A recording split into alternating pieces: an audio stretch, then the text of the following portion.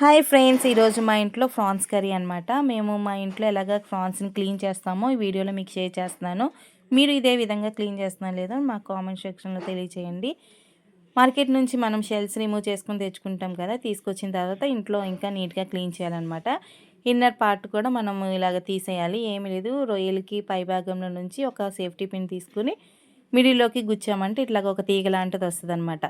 అదే mud smell వచ్చే part అది తీసేసామంటే మన కర్రీ అనేది చాలా టేస్టీగా ఉంటుంది. టైం టేకింగ్ ప్రాసెస్ ఇది, బట్ ఇలా క్లీన్ చేసుకోవాలి. ఈచ్ అండ్ ఎవ్రీ ఫ్రాన్స్ అన్నది ఇలాగ క్లీన్ చేసుకుంటే కనుక మనకి చాలా టేస్ట్ ఉంటుంది కర్రీ.